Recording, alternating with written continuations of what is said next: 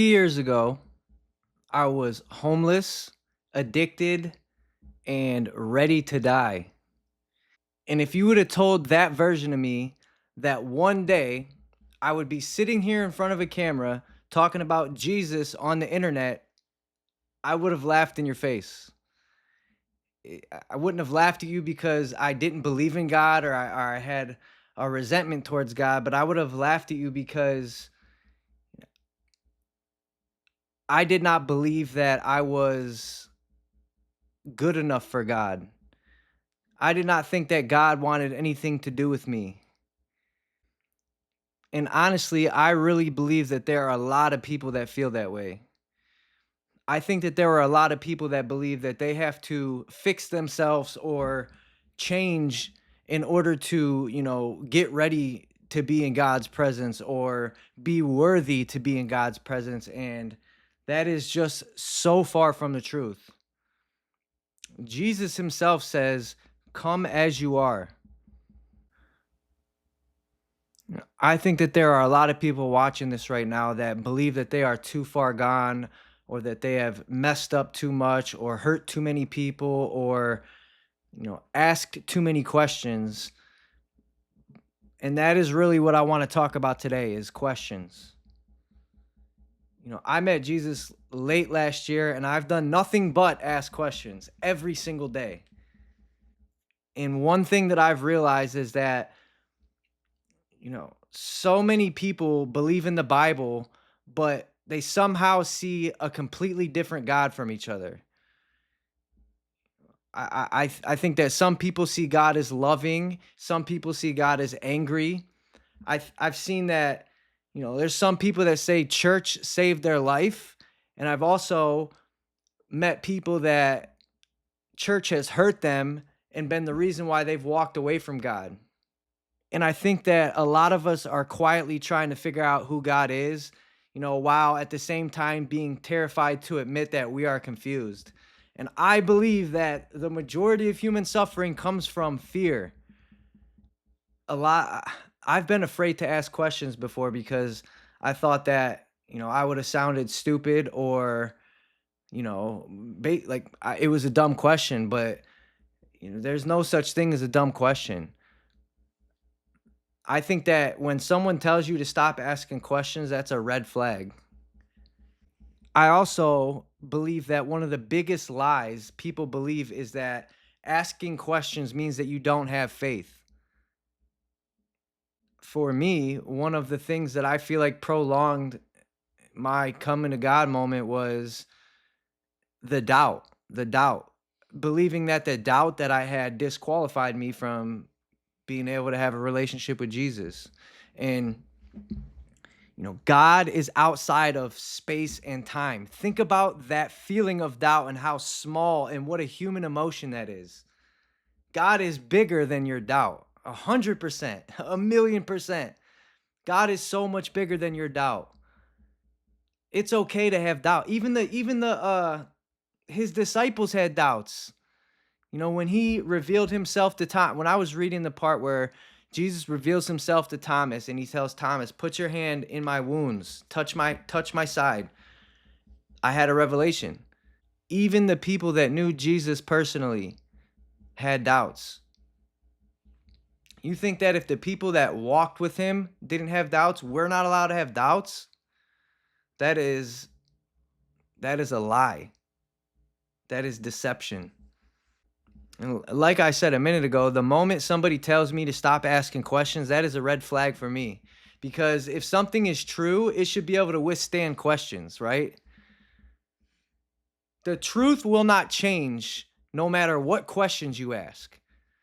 And I spent a lot of my life afraid to ask. Not even just spiritual questions, life questions. I never really had a real positive male role model in my life to ask these questions to. Why did I feel empty? Why am I so angry? Why can I not look at myself in the mirror and say anything nice to myself? Why did drugs feel like the only thing that would quiet my mind?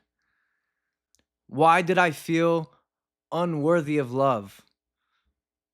Why do I feel like I always have to prove that I'm good enough? As I've said before, I did not grow up in a religious household, so I never really had a foundation where I could even understand who Jesus was, which honestly, I think that that's been an advantage for me because, I did not come into this relationship with any preconceived notion or an opinion that was formed from somebody else being hurt by other people, right? Because I didn't have my parents' conception of who God or Jesus was jammed down my throat, and one of the things that I notice people who have resentments towards God that weren't raised in a Catholic family is they've been hurt by other people that are in the church. What I've learned about the Bible and God is that we were born into a fallen world. That's why we have to suffer through pain and death and disease and evil. That is a result of free will. And free will is a gift. If God never gave us free will, then real true love would not exist. If God just made us love him, that would be like we'd be like slaves or robots. That's not true love. Again, a lot of my conception of who Jesus was before I actually met him myself came from my own shame. And shame will distort everything, especially how you see God. And oh boy, was I full of shame and I was filled up to the brim with shame and guilt by the time I came into recovery. By the time I got sober, I was so full of shame and guilt that I could not look at myself in the mirror. When you do not love yourself, it becomes pretty easy to believe that God does not love you either. Addiction does not just destroy your body, it completely destroys your identity. It convinces you that your worst moments is who you are.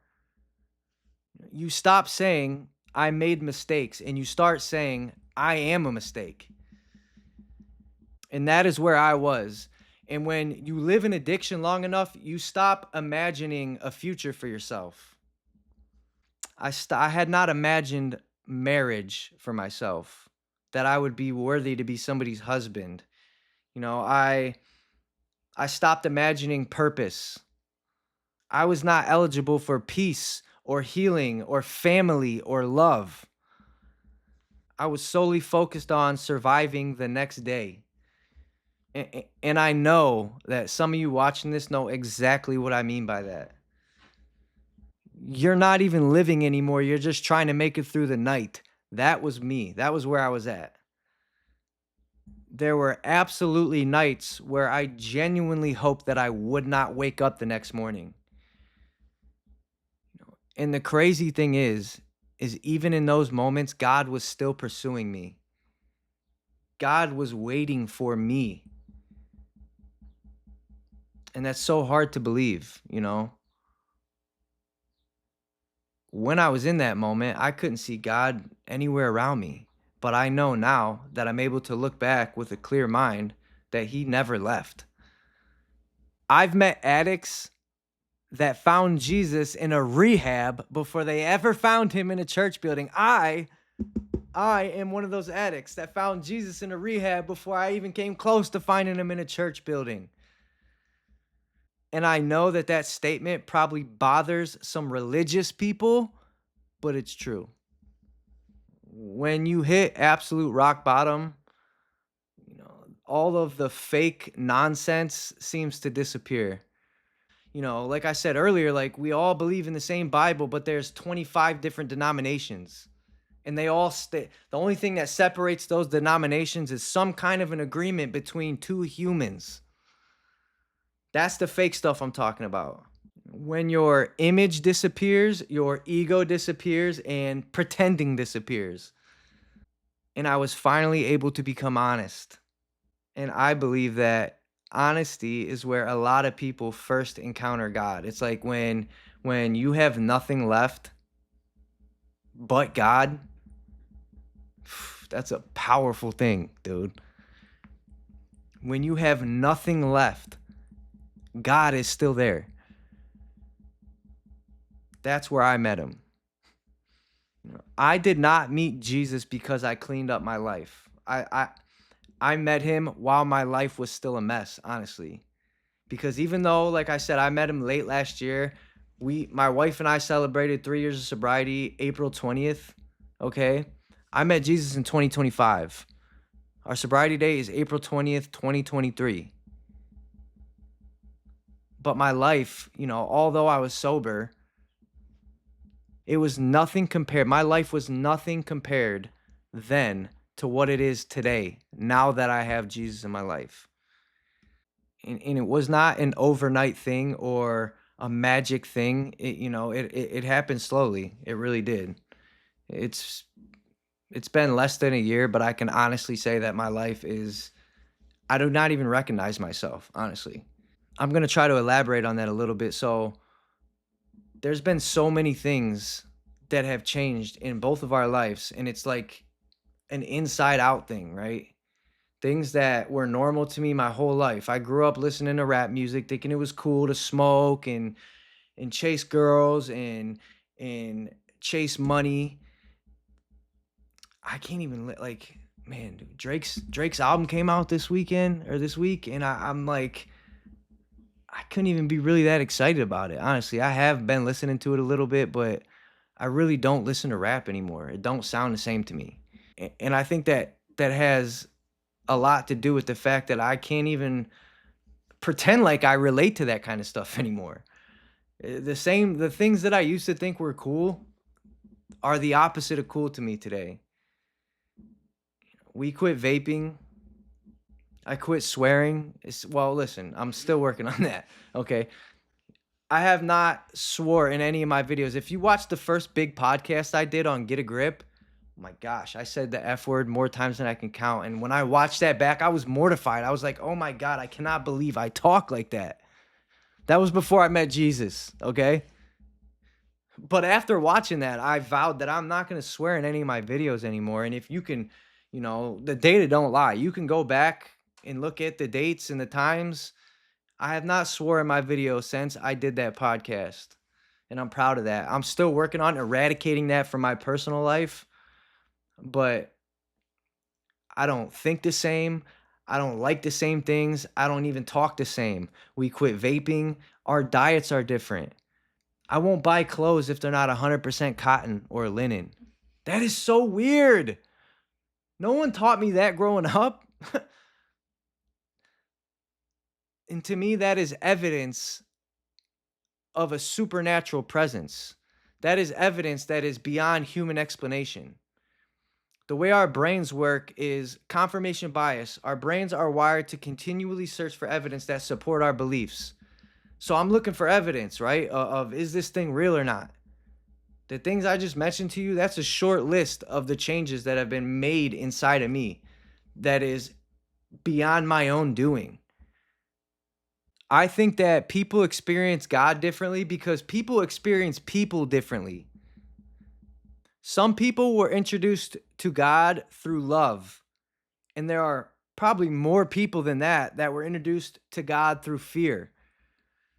Some people have met Christians that look like Jesus. Other people have met Christians, that were judgmental or manipulative or controlling or even hateful. And unfortunately, sometimes people confuse people with God. I like to think like when I'm out in public, I heard something one time that stuck with me. You might be someone's only example of who Jesus is. That's why the way I treat other people is so important to me today. I don't care where I'm at. I don't care if I'm in traffic or in the line at the grocery store. Your encounter with that person might be their only example of who Jesus is on this earth today. Think about that when you are interacting with people. And listen, I am not here by any means to attack the church, okay? Because I know that the church has saved a lot of people. The church my family and I go to, they have done so much for our family. My uncle met his wife in that church. My wife met Jesus in that church. And I'm so grateful for that, okay? But I know we are not perfect. We are never going to be perfect, and that is exactly why we need a savior. I know that there are amazing people in churches, okay? But I also know that there are wounded people that are carrying around spiritual trauma, and I think that we have to make room for both conversations. I'm saying this right now a lot. I think this is going to be my biggest episode.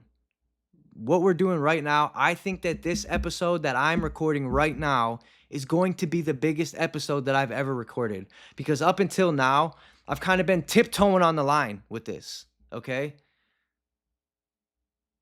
And we'll see what happens. If people do not feel safe being honest, they're going to suffer in silence.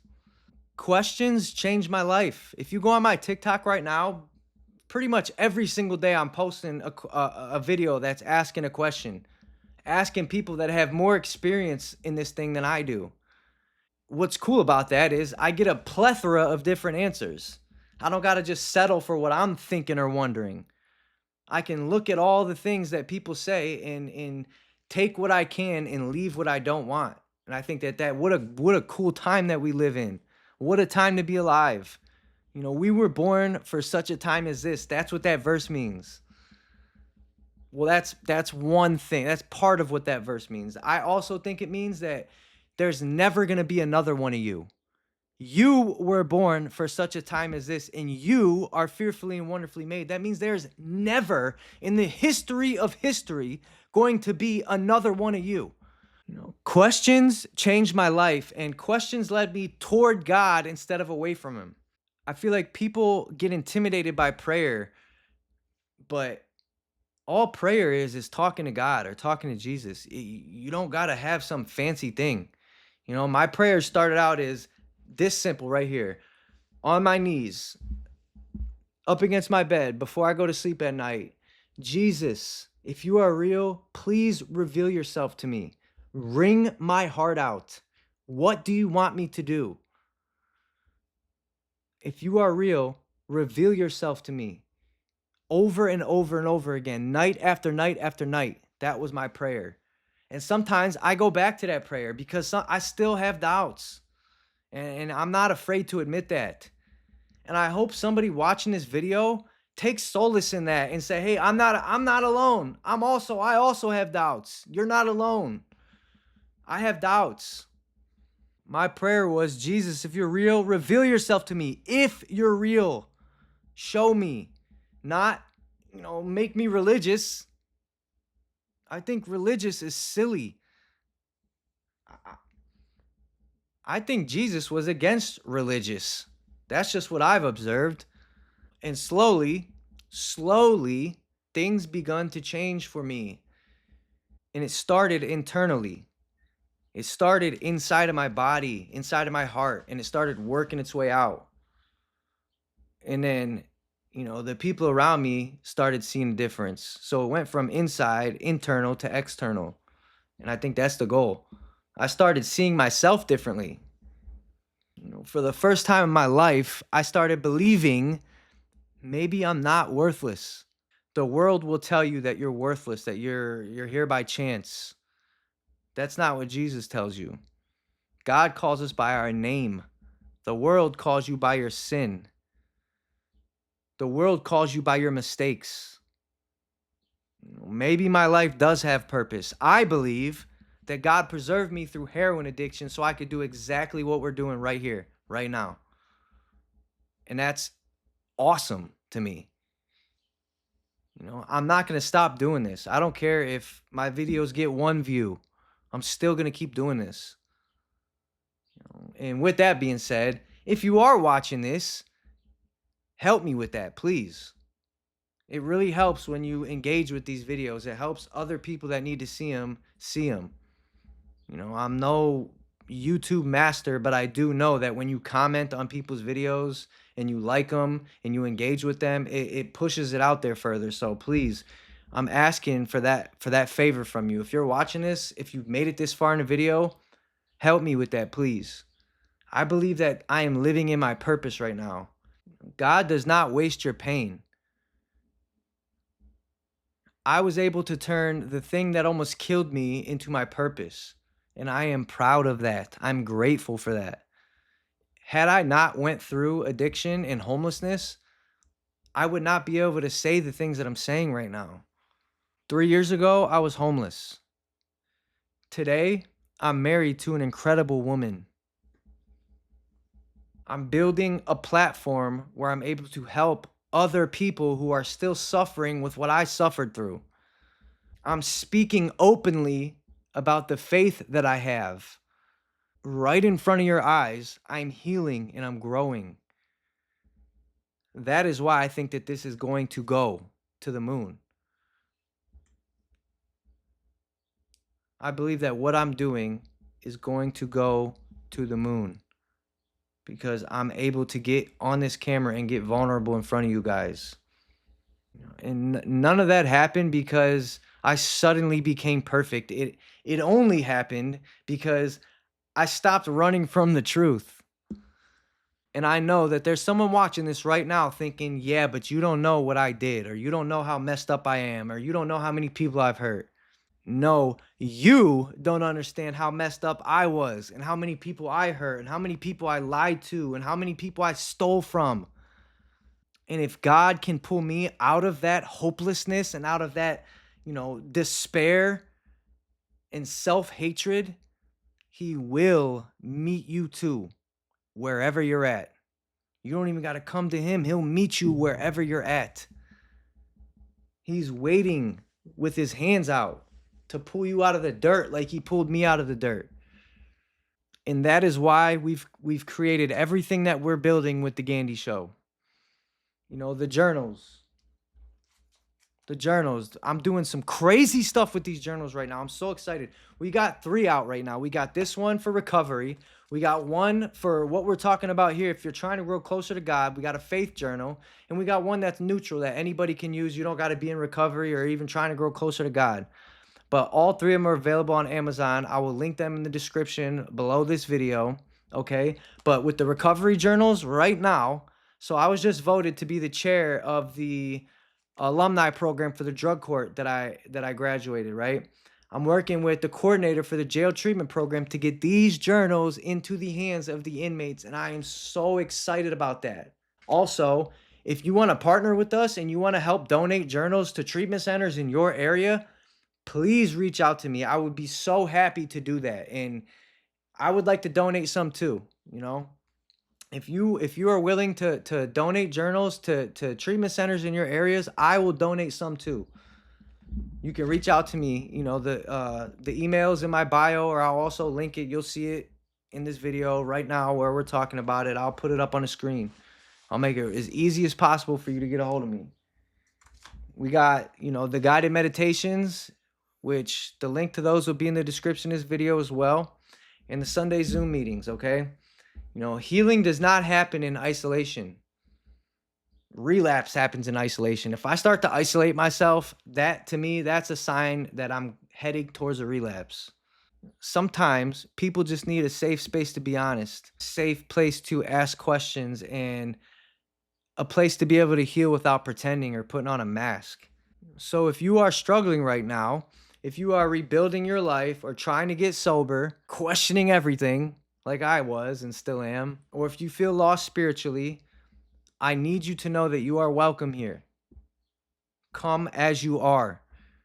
Check out the journals, try out the guided meditations, and join us for the Sunday Zoom groups, man. Listen, the one thing I like about the meditations is you don't gotta interact with anybody. I think that's appealing to a lot of people because, I don't want to have to interact with people all the time either. That's why sometimes when I'm by myself and I'm feeling like, I'm like not grounded, I'll put my headphones in and throw on one of them guided meditations, just me, the meditation, and God. But regardless, I just need you to know that you do not have to go through this alone. I definitely don't got all the answers, okay? I still ask questions constantly. Faith was never about pretending like you have to know all the answers. I think that it starts with being able to be honest enough that you do not know all the answers. And if you're still alive If you are still breathing, if you're still searching, that means that you still have a chance to get this. If you're not dead yet, God has a purpose for you. Think about all the people that you know that suffered through the same thing that you're suffering through right now that is gone. They don't have a chance left. Their chances, they ran out. Okay? And sorry if that sounds mean, but it's true. If you're still alive, you still have a purpose. If you are still breathing, God has something for you. Thank you for listening. Thank you for helping me understand what I'm going through. And thank you for allowing me to grow with you in real time. I love you guys and welcome to the Gandee Show, man. I'm out.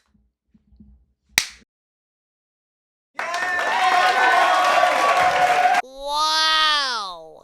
I quit swearing. Well, listen, I'm still working on that. Okay. Are you sure? Am I still recording? Because if this shit don't, if I don't get this, like, this ain't gonna happen twice. This is happening right now. I know it isn't. I was telling you if you're not recording. All right. Pay attention more than you think. All right. Sometimes people just need a safe space